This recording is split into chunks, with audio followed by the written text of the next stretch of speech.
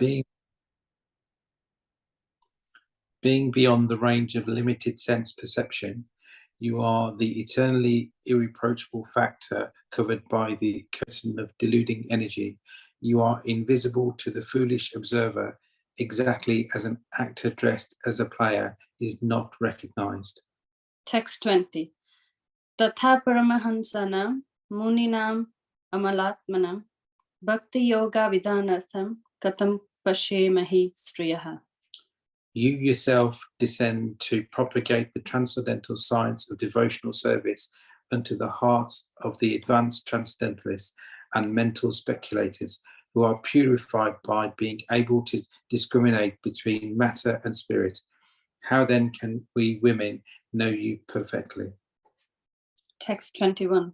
Krishnaya Vasudevaya Devaki Nandanaya cha Nandagopa Kumaraya Govindaya Namo Namo. Let me therefore, after my respectful obeisances unto the Lord, who has become the son of Vasudeva, the pleasure of Devaki, the boy of Nanda, and the other cowherd men of Vrindavana, and the enlivener of the cows and the senses. Text 22. Namo Pankajanabhaya Nama Pankajamaline Namaha Pankajanetraya Namaste Pankajandraya. My respectful obeisances are unto you, O Lord, whose abdomen is marked with a depression like a lotus flower, who are always decorated with garlands of lotus flowers, whose glance is as cool as the lotus, and whose feet are engraved with lotuses. Text 23. Yatha Rishikesha Kalena Devaki Kamsena Radhati Chiram Sucharapita Vimochana Taham Cha Sahat Maja Vibho Dvayeva Nathena Muhur Vipad Gatah. O Rishikesha, master of the senses and the Lord of Lords, you have released your mother Devaki, who was long imprisoned and distressed by the envious King Kamsa, and me and my children from the series of constant dangers. Vishamaha Ganesha Purushada Darshanad Asat Sabaya Vana Vasakan Krich Harata Mriday Murday Neka Maha Rathastrato Drauni Astrata Chamahare Birakshita. My dear Krishna, your lordship has protected us from a poisoned cake, from a great fire, from cannibals, from the vicious assembly, from sufferings during our exile in the forest, and from the battle where great generals fought. And now you have saved us from the weapon of Asvatnitva. Vipadaha santu taha sava tatra jagadguru bhavato darshanam yat sriyad apurna bhava darshanam. I wish that all those calamities would happen again and again, so that we could see you again and again. For seeing you means that we will no longer see repeated births and deaths. Text 26. Janamaishwarya Shrita Shribir Edaman Adam Puma Naivar Ratya Abhidatum Vai Tvam Akin Nanchana Gocharam. My lord, your lordship can easily be approached, but only by those who are materially exhausted.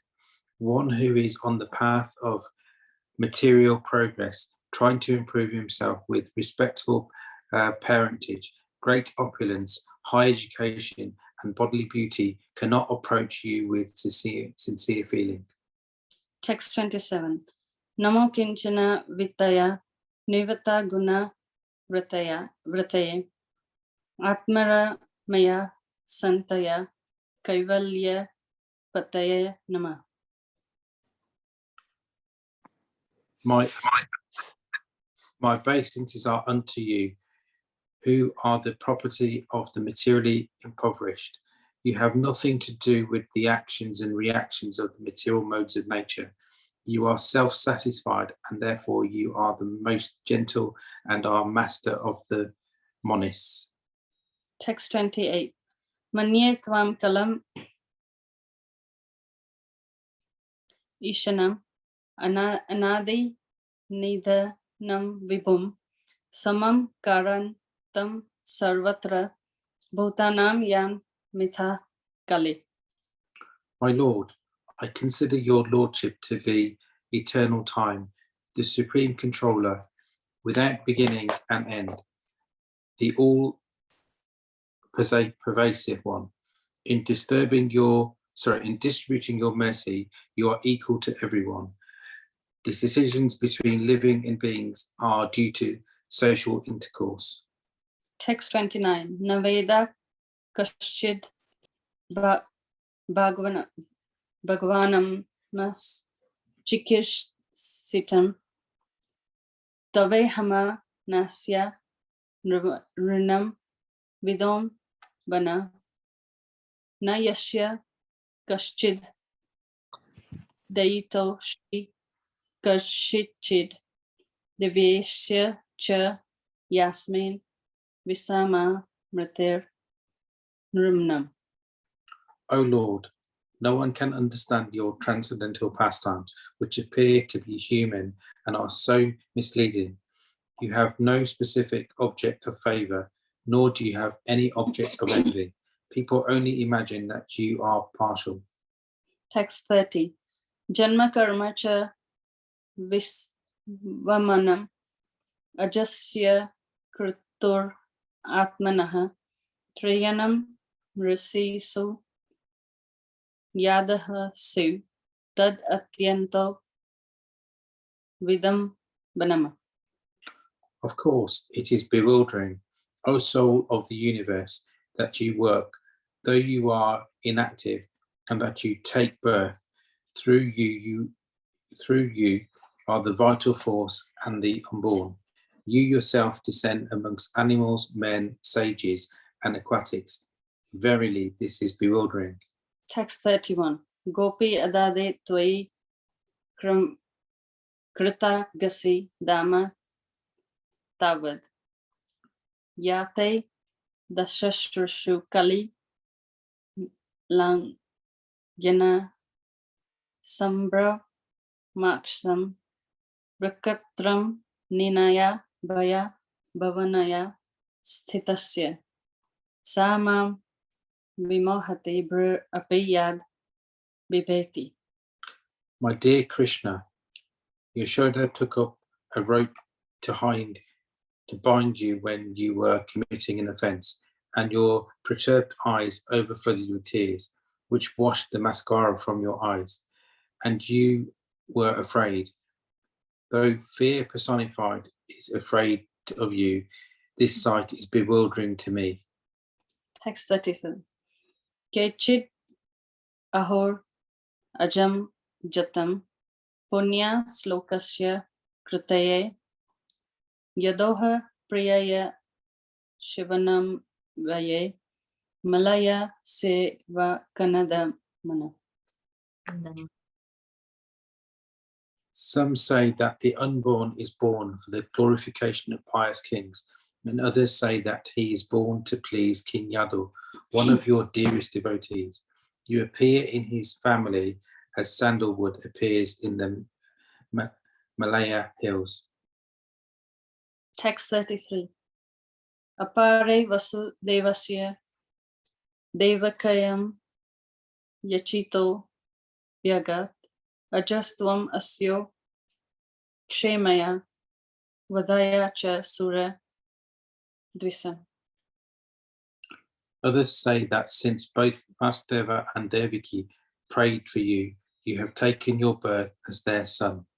Undoubtedly, you are unborn, yet you take your birth for their welfare and to kill those who are envious of the demigods. Text 34.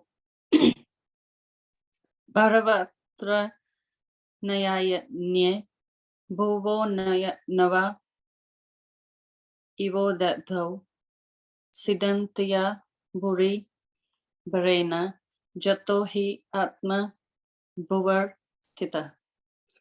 Others say that the world, being overburdened like a boat at sea, is much aggrieved, and that Brahma, who is your son, prayed for you, and so you have appeared to diminish the trouble. Text 35. Bhavishmin Klishya Mananam Avidya Karma Behe Shravana Smradnar Hani Karishyan Iti Kechana. And yet others say that you appeared for the sake of rejuvenating the devotional service of hearing, remembering, worshipping, and so on, in order that the conditioned souls suffering from material pangs might take advantage and gain liberation. Text 36. Shrinavanti Gayanti Grahaneti Abhikshana Sa Smaranti Nandananti Tave Hitam Janaha Ta Eva Pashyanti Achi Raina Tavakam Bhava Pravaho Paramam Padam Bhujam. O Krishna, those who are continuously hear, chant, and repeat your transcendent activities, or take pleasure in others doing so, certainly see your lotus feet, which alone can stop the reception of birth and death. The repetition of birth and death.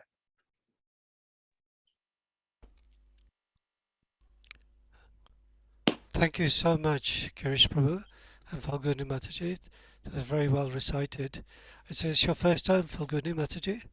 Yes. It is, yes, very good. It takes a lot of courage to actually recite those Sanskrit verses. I've been doing it for many years, and even I don't exactly get them all right, so well done. Thank you so much. Thank you. I'm just going to share my screen now.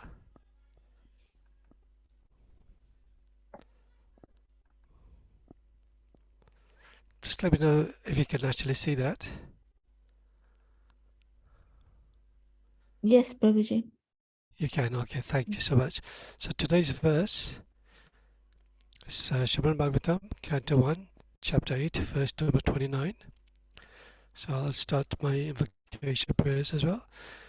Om Namo Bhagavate Vasudevaya. Om Namo Bhagavate Vasudevaya. Om Namo Bhagavate Vasudevaya. Narayana Namaskrityam Naram Chaiva Narottanam Devim Saraswati Vyasam Tato Jayamadiraye Nashashvu Bhadreshu Nitya Bhagavata Sevaya Bhagavata Mutam Shloke Bhakti Bhavati Naishtaki. Okay, the shlok is Navida Kashchir Bhagavams Chikir Tavela Hamanasya Nirnamidambanam Nayasya Kashchid Ayitosti Kayachit Tvayascha Yasmin Vishama Matir Nirnam. Word for word translation.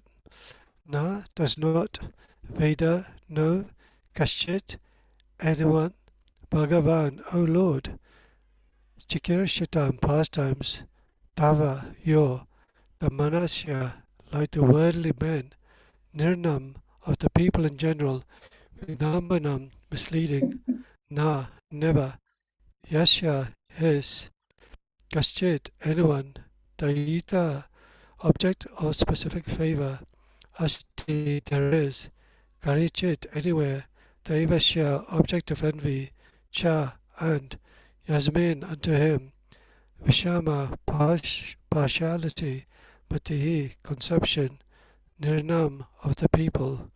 Translation. O Lord, no one can understand your transcendental pastimes, which appear to be human and are so misleading. No specific object of favor, not any object of envy. People only imagine that you are partial.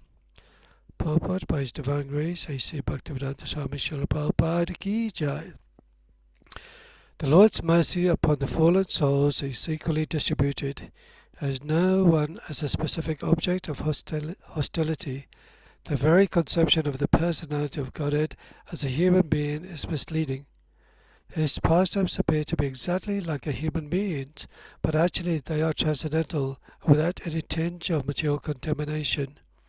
He is undoubtedly known as partial to his pure devotees, but in fact he is never partial, as much as the sun is never partial to anyone. By utilizing the sun's rays, sometimes even the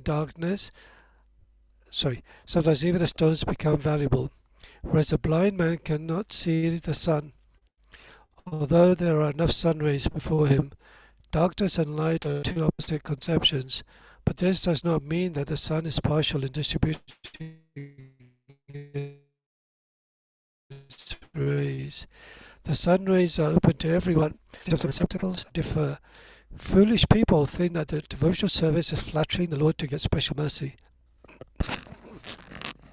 Actually, the pure devotees who are engaged in the transcendental love and service of the Lord are not a mercantile community. A mercantile house renders service to someone in exchange for values. The pure devotee does not render service unto the Lord for such exchange, and therefore the full mercy of the Lord is open for him. Suffering men, needy men, inquisitive persons, or philosophers make temporary connections with the Lord to serve a particular purpose. When the purpose is served, there is no more relation with the Lord. A suffering man, if he is pious at all, prays to the Lord for his recovery. But as soon as the recovery is over, in most cases the suffering man can no longer cares to keep any connection with the Lord. The mercy of the Lord is open for him, but he is reluctant to receive it. That is the difference between a pure devotee and a mixed devotee. Those who are completely against the service of the Lord are considered to be an abject darkness. Those who ask for the Lord's favour only at the time of necessity are partial recipients of the mercy of the Lord, and those who are 100% engaged in the service of the Lord are full recipients of the mercy of the Lord. Such partiality in receiving the Lord's mercy is relative to the recipient, and it is not due to the partiality of all merciful Lord. I'll just read that last sentence again. Such partiality in receiving the Lord's mercy is relative to the recipient, and it is not due to the partiality of the all-merciful Lord.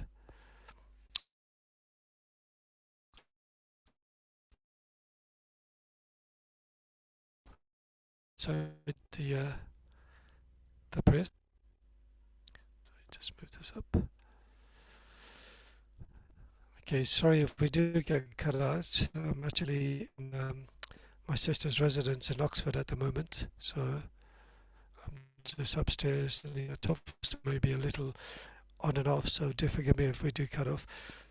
Om Jnana Timrandasya Jnananjana Shalakaya Chakshurmritam Yena Tasmai Shri Gurave Namaha Shri Chaitanya Manobitam Stapitam Yena Bhutale Swayam Rupa Kadamayam Tadati Swapadantikam Vandeham Shri Guru Shadakamalam Shri Guru Vaishnavamscha Shri Rupam Sagrajatam Sagana Raghunatam Vitam Tam Sajivam Sadvaitam Savadutam Parijana Saitam Shri Krishna Chaitanya Devam Shri Radha Krishna Padan Sagana Lalita Shri Vishakam Vitamscha He Krishna Karuna Sindhu Dina Bandhu Jagapate Gopesha Gopika Kakanta Radha Kanta Namostate Tapta Kanchana Gaurange Radhe Vrindavaneshwari Vishabhana Sute Devi Pranamami Hari Priye Mancha Kalpatarubhyascha Kripa Sindhubhyevacha Patitanam Pavanebhyo Vaishnavebhyo Namo Namah Namo Vishnu Padaya Krishna Prashtaya Bhutale Shrimate Bhakti Charu Swami Iti Namine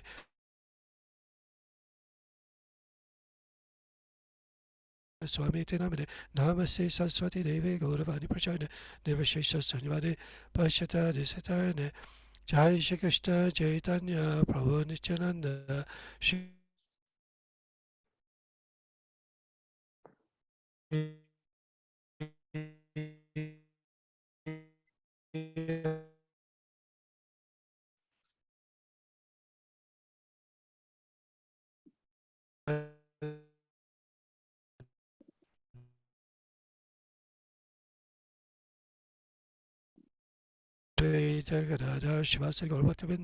Krishna. I also ask for your blessings as well, so I may speak, and hopefully you are able to get some spiritual benefit from today's class.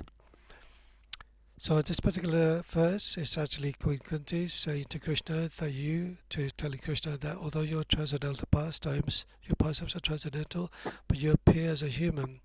So in the Srimad Bhagavatam, it describes so many of the manifestations of the Lord, incarnations, the plenary expansions, expressions of the expansions. But of the main incarnations of Krishna, there are 10 main ones, known as the Dashavata. So he comes in different forms in the Dashavata. That starts off with Matsya. He comes as the incarnation of a fish. As Kurma, he comes like a tortoise.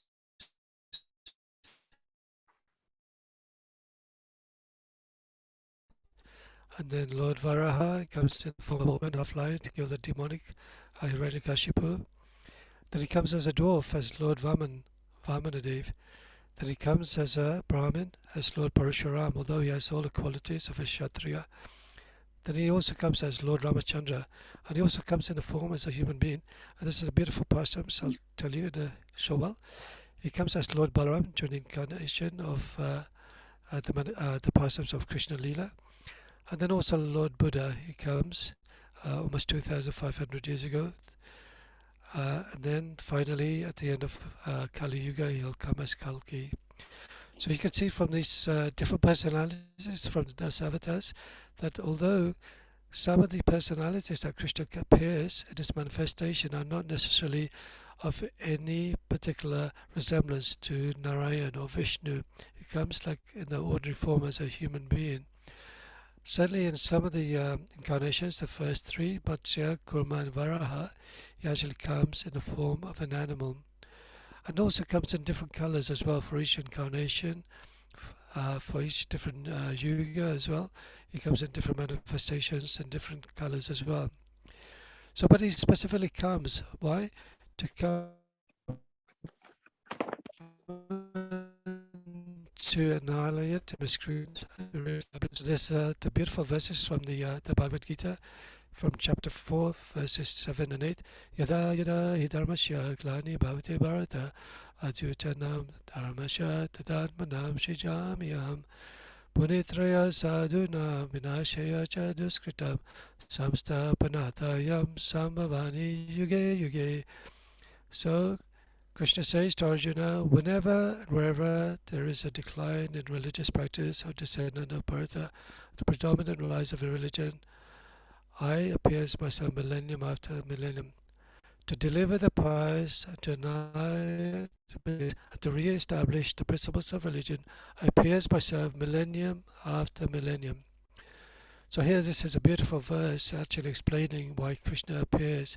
So his main objective is to deliver the pious, the devotees, and then to annihilate the miscreants, those who are against Dharma, those who are trying to destroy the religious principles, and then to re-establish the principles of religion. As you know, sometimes the actual disciplic succession gets broken from time to time, and Krishna personally appears in different manifestations, different forms, and he comes specifically to re-establish the principles of religion.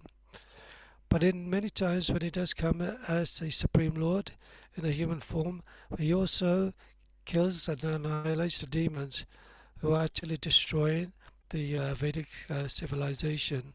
But he does that with certain weapons. With Lord Ramachandra, he came with a bow and arrow. With Lord Nrsimhadev, he used his nails, sharp nails, to rip apart the body of Hiranyakashipu. In other forms, he comes in different ways. Even in Lord Varaha, he used his club to kill Hiranyayaksha. But we're so fortunate 500 years ago, when Lord Chaitanya Mahaprabhu came as the manifestation of Krishna and Radharani combined. Normally, the incarnations of Krishna are called avatar. But here, because he is combined as Radha and Krishna, he is called Avatari. He is actually the most magnificent and munificent incarnations of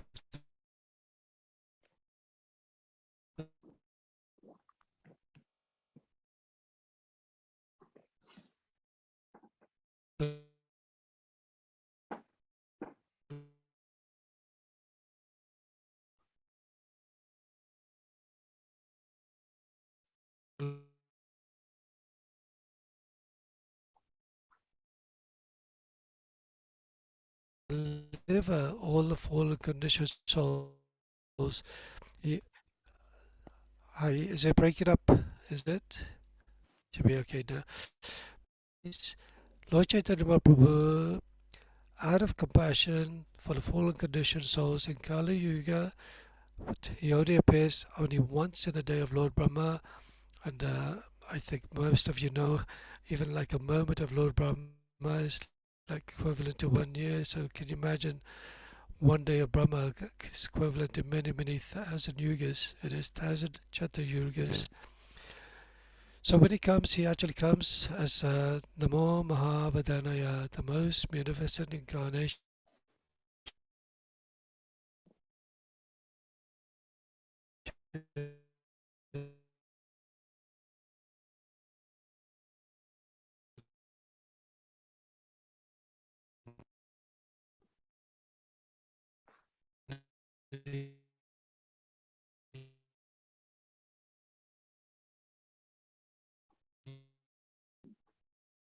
He opens the storehouse.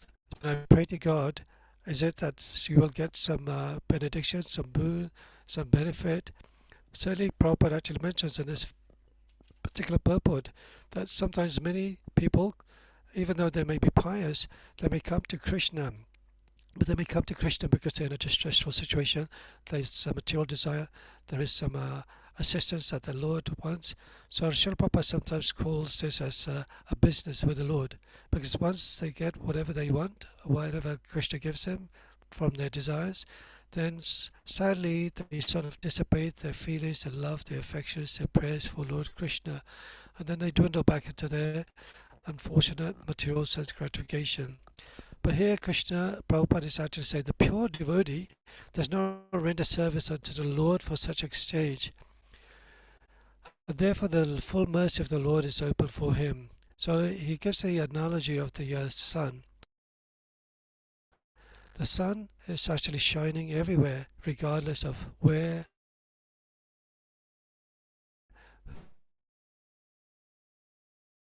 and even in the night time, we may think that the sun is not shining, but it is still shining continuous visual, whether they want to take the benefit from the sun itself, to use the radiant energy to actually dissipate the darkness. Darkness and light, as Prabhupada explains, are two opposite connections, but here light is illuminating. So Krishna is also considered to be something that illuminates the inner heart, the core of the inner heart of every living entity.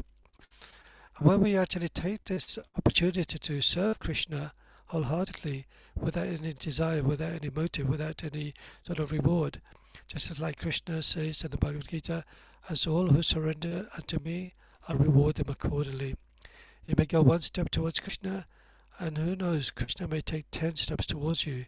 You may not notice it straight away, but the more you pray to Krishna, the more you love Krishna, the more you surrender to Krishna, the more you depend on Krishna for everything that you need in your spiritual advancement, Krishna will certainly help you and protect you.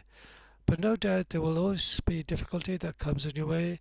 It's not that the devotees are free from any suffering, but they actually mitigate that suffering in a way that they can understand that this suffering is by the will of the Supreme Lord. It may have been my reaction from my previous life, or maybe my reaction in this particular life. There are 4 stages of reactions in our life. Sometimes the reaction may be something which is not all sinful activities that may have not occurred already. That may be another situation where the sinful activity is like very dormant, and there's another activity where the seed is fructifying the sinful reactions and you get in karmic reactions. And then there's a 4th one where you are actually getting the sinful reactions due to your past deeds. But here the pure devotees, doesn't matter if it's actually in a situation where it's actually suffering or not. His desire is not necessarily for liberation, but his desire is to serve the Lord continuously. And to reach that goal, even Srila Prabhupada mentions, to become purely 100% purified is very, very difficult. Why is that? Because even though you may be associated with devotees, doing devotional service, maybe worshipping the Supreme Lord, reading continuously, taking daily prasadam, but our desires are endless. It's like almost like a fire, which is always constantly burning and burning and burning. Whatever you throw inside, it just burns. But also that fire is compared to devotional service, because it burns away all our sinful reactions. And then another example could be like this material world is like a blazing fire, but the spiritual master is the ocean of mercy, and he pours the rain or produces the rain-clad water to extinguish this blazing fire of material existence. And why is that? Because we want to free ourselves from this repeated birth of life and death itself. So, though this may seem to some people as partial, but he actually says that he is not partial at all. So, there is a particular verse from the Bhagavad Gita. Does anybody know what that verse is, where Krishna says that I envy no one, I am partial to none, I am equal to all? I'll give you a clue. It's at the top here. Okay, here it is. This is from Bhagavad Gita, chapter 9, verse 29, where Krishna says to Arjuna, Samaham savabhuteshu na me dveshosti na priyaha ye bhajante tu mam bhaktya mayi te tashuchapi aham. I envy no one, nor am I partial to anyone. I am equal to all. But whoever renders service unto me in devotion is a friend is in me, and I am also a friend to him. So here it clearly explains that Krishna is not envious of anyone, he's not partial to anyone. Just like when you render service to him in devotion, then he is a friend. He's a friend in Krishna, and he is also a friend to him as well. So ultimately, all living entities, although they may be created by the Supreme Lord, but those who actually take to the process of devotional service of Krishna consciousness, they are actually being sort of taken care of by the will of the Supreme Lord. It's not that the people who are non-believers of Krishna are not taken care of. Krishna takes care of everyone, just like he supplies food, water, air to the tiny ant and to the mighty elephant. It's not that they are praying for the Supreme Lord, but by the course of nature, by Mother Nature's providing everything, all the necessities in life, it provides for every living entity in this world.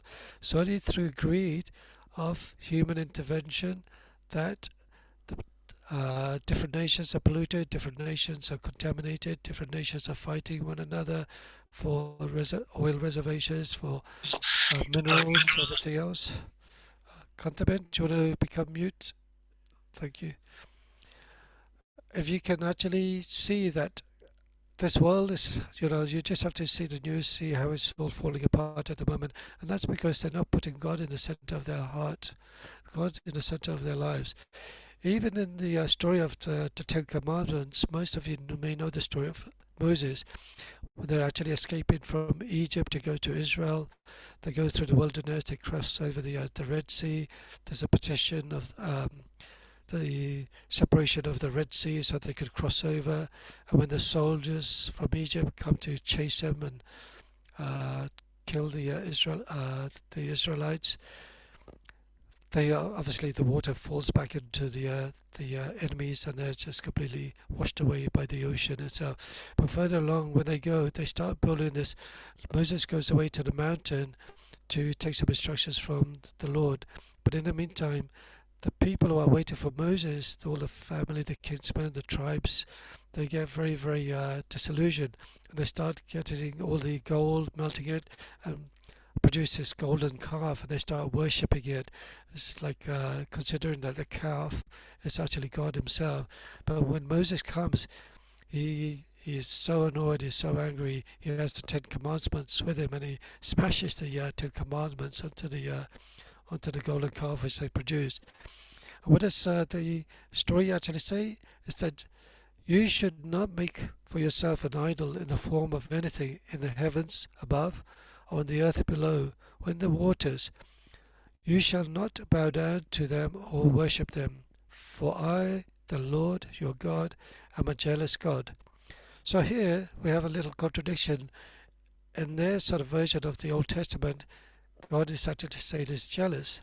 But how can God be jealous? Because He's created this material world. Although He's created this material world, He doesn't necessarily have to do anything to do with this world, because He allows His agencies to do all the necessary work in maintaining, creating and destroying through the personalities like Lord Shiva, Lord Vishnu and Lord Brahma. Then also, of course, you've got Maya Devi, Prakriti, who is the cause of manifestation and progeny of this material world. But Krishna is not jealous in any way, any form or any shape. He does not need anybody at all, nor does he need anything at all. Even though we may be offering something to the Lord, we may be offering bhoga to the Lord, we're trying to satisfy the Lord by taking this offering. But the Lord is the one who provided all these items to us in the first place. Whatever we give to Him is provided by the Supreme Lord. So He has no need for it. But because He sees your devotion, He actually says, my dear devotee, you are so kind. You went through the trouble of making this offering, making this dress, making this garland, making this opulent facility just for me, bathing my lotus feet. But there was no need. But what can I do? How can I repay you? And that's exactly what He says to the gopis, because the gopis have so much love for Krishna that He's saying that I am unable to repay you, because whatever I give you may not necessarily be for the better of your spiritual advancement. So that's how Krishna works. He's not in need of anything at all, but He wants to see your love, your devotion to the Supreme Lord. So just moving on a little bit, when I mentioned about, just skipping a little few topics. In the that particular verse, where Queen Kuti says that you appear to be a human being and are so misleading. So there's another verse from the Bhagavad Gita. Does anybody know which that verse is? Where Krishna says that fools deride me when I come in the form of a human being. Okay, I'll share it with you. It's from Bhagavad Gita, chapter 9, verse 11.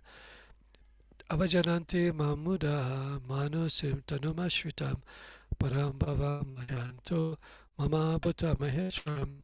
Fools deride me when I descend in the human form. They do not know my transcendental nature as the Supreme Lord of all that be. So even though every millennium when the Lord appears, He may appear in the form of a human being, but the demonic people, they do not know that it is Krishna. They just see Him as a human being, and neither does He reveal Himself as the Supreme Lord. Only during the battle, when He performs His pastimes, even though when He performs His pastimes, is not actually emanating His 100% energy as the Supreme Lord. It's only like a partial energy. A very good example is when the Lord appeared as Lord Ramachandra. He appeared as a human being.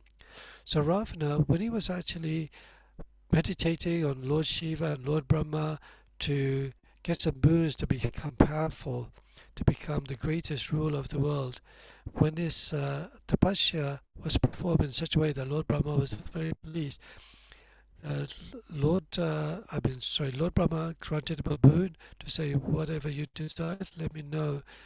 And Ravana said, I wanted to be the most powerful person in the world, and that no gods or certainly no demigods or anybody could kill me, any of the great different kinds of species of life. But he didn't mention the human form, neither did he mention the monkey form of species of life. And Lord Brahma said, oh, you don't want to protect yourself from humans and monkeys? And Lord Ravana, he just laughed. He said, humans, they're like puny humans, just like Incredible Hulk says. They're just puny, and so are monkeys. They have no value at all. And the story goes that actually he had a fight with Bali. I think that's Sugriva's brother. And Bali actually defeated Ravana in a fight, in a combat, because although he made a vow to be the greatest, he didn't say that he could be defeated by a monkey. And Bali, as you know, was very, very powerful. Sugriva had to ask Lord Ramachandra, please protect me. I've been chased by my own brother Bali, who's going to be killing me. And of course, Lord Ramachandra, as you know, he hit from the side of a bush and he shot an arrow which killed Bali. And also Lord Ramachandra, because he came in the human form of life, he actually was able to kill Ravana. Of course, the Lord can kill anybody. He's not been subjected to any sort of conditions whatsoever. He is a Supreme Lord. So, just to enhance his pastimes, to actually follow the principles of religion, he actually killed Ravana, not as a Supreme Lord as we would imagine, but he came in the form of a human being. Even when he does his pastimes in Vrindavan Leela as Krishna, he doesn't actually display his majestic manifestation as a Supreme Lord. He just acts as an ordinary coward boy. Even Mother Yashoda was considered to be even greater than Lord Shiva and Lord Brahma because of her love towards Krishna, actually sees Krishna as her darling little boy. She actually prays to Lord Vishnu to protect him from all the demons. As you know, Kamsa is such a cruel person. He sent so many demons to try and kill Krishna, Agasura, Bakasura, Putana, Haristasura, Ritasura, Pralambasura, so many demons. He tried to, because he was so envious of the Supreme Lord, Krishna actually came to actually kill all these demonic or annihilate the miscreants, as they say in the Bhagavad Gita, that particular verse, the translation. But he also came to kill Kamsa as well, who was a tyrannical ruler, and he had also imprisoned Krishna's father and mother, Devaki and Vasudeva.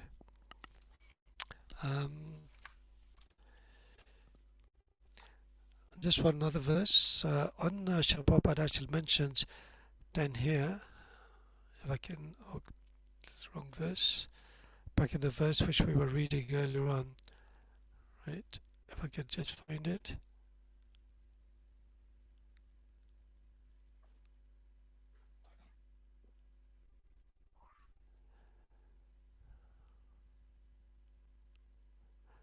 Okay, here, while I'm looking for it, Srila Prabhupada actually mentions in the purport that 4 types of people actually pray to the Supreme Lord. Does anybody know what those 4 types of personalities are?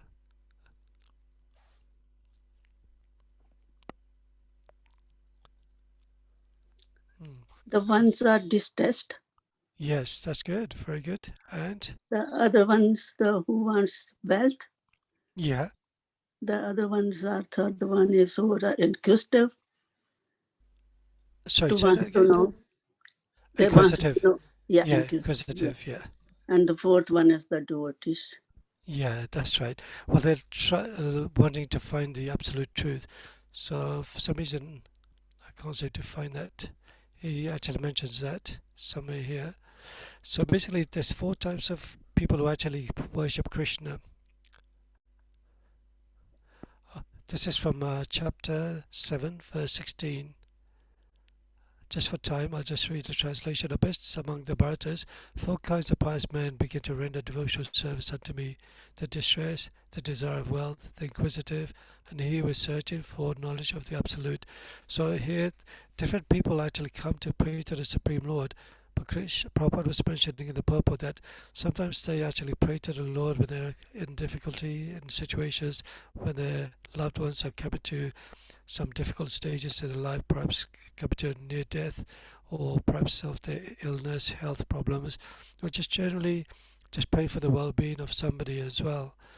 But more or less, once the results are fructified, then sometimes nature has it that their mind and their intelligence washes away from their devotional desire to serve Krishna, and they go back to their negative enjoyment, unfortunately. So Krishna specifically says, above these 4 pious people are those who are completely surrendered unto me. They do not desire any fruitive results. They do not desire any sort of desire to go to the spiritual kingdom. It's just completely serving the Supreme Lord wherever he may be. But to get to that stage, of course, by the association of the spiritual master, the devotees, by sadhu sangha, by reading the Srimad Bhagavatam on a regular basis, attending morning programs, improving our sadhana, and developing deep faith to the Supreme Lord. Certainly the Supreme Lord, who is situated in the heart of every living entities, will certainly guide you in the right path and right direction to help you in this situation. to come closer to his lotus feet. So also in the Nectar of Devotion, Rupa Goswami actually says that there's different types of liberation, but a devotee, pure devotee, he's just happy just to get the mercy of the Lord. He does not desire any situation and suffering. He does not desire any conditions for apparent life at all. Just like in that verse by Shikshashtakam, by Lord Chaitanya Mahaprabhu, he prays that, my dear Lord, I do not desire for any number of followers, nor do I desire any amount of wealth, nor a beautiful woman. My only desire is to serve you life after life in devotional service. And that is our real mood, our real goal, to serve the Supreme Lord without any desire or gain for anything else. But also at the same time, the main objective is that Krishna, when he appears in this different incarnations, to the ordinary person, to the miscreants, to the envious, he comes across as an ordinary human being, and they desire to kill him because they feel that he's a threat to them. Whereas the devotees, when they see the Supreme Lord, there's no question about it, they're completely surrendered and desire full protection by taking shelter of the Supreme Lord. So hopefully that covers this particular verse from Srimad Bhagavatam, Canto 1, Chapter 8, verse 29. O Lord, no one can understand your transcendental pastimes, which appear to be human and are so misleading. You have no specific object of favour, nor do you have any object of envy. People only imagine that you are partial. So is there any questions at all?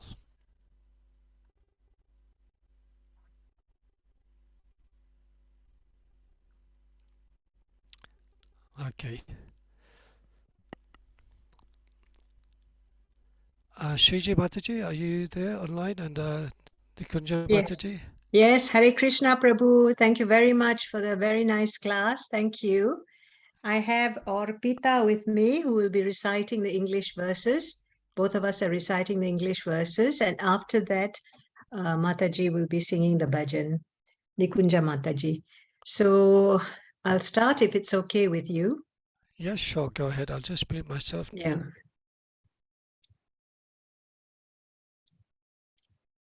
I would just like to, could you scroll down a bit, please, so that I can read the title of the bhajan? Thank you. So the song name is Krishna Prema Mai Radha. The official name is Yugalastakam, and the author is Jiva Goswami. Orpita, are you ready to recite with me? Yes, Mataji. Very good. Okay, let's start. Radha is made of pure love for Krishna, and Hari is made of pure love of Radha. Life's greatest wealth is Radha and Krishna, my eternal shelter. Radha is the treasure of Krishna, and Hari is the treasure of Radha. Life's greatest wealth is Radha and Krishna, my eternal shelter. Prabhuji, could you scroll up, please? Thank you. Radha pervades the life force of Krishna, and Hari pervades the life force of Radha. Life's greatest wealth is Radha and Krishna, my eternal shelter. Radha is totally melted with Krishna, and Hari is totally melted with Radha. Life's greatest wealth is Radha and Krishna, my eternal shelter. Radha is situated in the body of Krishna, and Krishna is situated in the body of Radha. Life's greatest wealth is Radha and Krishna, my eternal shelter. Radha is fixed in the heart of Krishna, and Hari is fixed in the heart of Radha. Life's greatest wealth is Radha and Krishna, my eternal shelter. Radha wears cloth of blue color, and Hari wears cloth of yellow color. Life's greatest wealth is Radha and Krishna, my eternal shelter. Radha is the mistress of Vrindavana, and Krishna is the master of Vrindavana. Life's greatest wealth is Radha and Krishna, my eternal shelter. Thank you very much, Orpita. Thank you, Prabhuji. Hare Krishna. So Nikunja Mataji, are you ready to sing the bhajan, please? Hare Krishna, please accept my humble obeisances. Krishna premamayi Radha, Radha premamayo Hari, Jivanena dhane nityam, Radha Krishna gatir mama.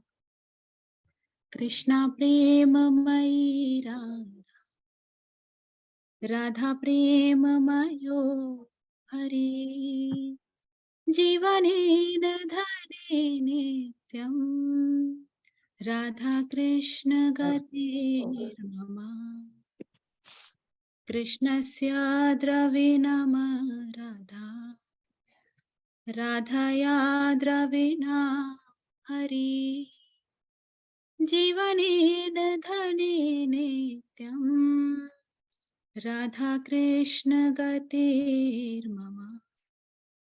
Krishna pranamayi Radha, Radha pranamayo Hari, Jivanena dhane nityam, Radha Krishna gatir mama. Krishna dravamayi Radha, Radha dravamayo Hari, Jivanena dhane nityam, Radha Krishna gatir mama. Krishna gehe sthita Radha, Radha gehe sthito Hari, Jivanena dhane nityam, Radha Krishna gatir mama.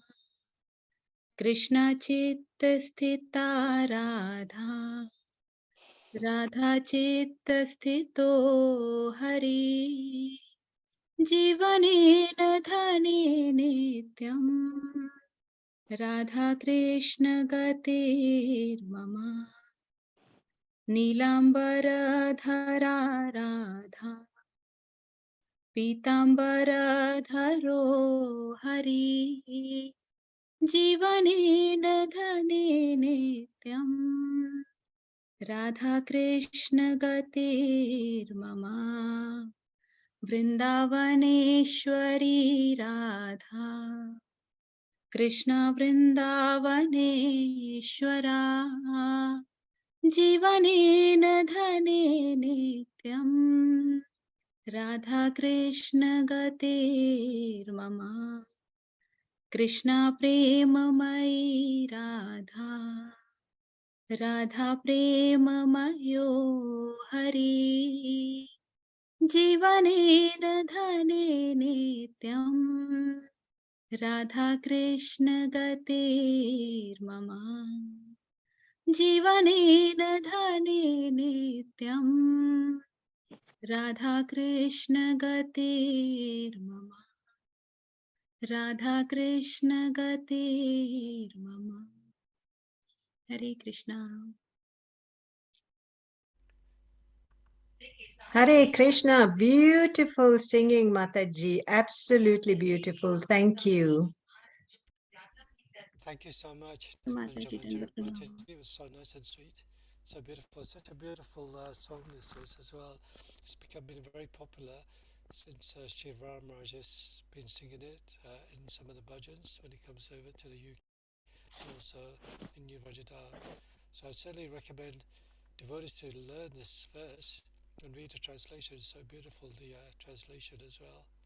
So thank you so much, Srijit Kishore, for sharing this song with everybody, because also it's nice that everybody gets an opportunity to sing, and it actually enhances our spiritual life. It allows us to actually connect to the Supreme Lord through Shravanam, Kirtan and Vishnu, hearing and chanting, which is the only way that we purify the darkness of our hearts. Thank you everyone for joining in, and hope to see you soon. Have a lovely week ahead of you. Hare Krishna. Hare Krishna. Hare Krishna. Nice class. Hare Krishna. Hare Krishna. Hare Krishna. you. Hare Hare Krishna. Krishna.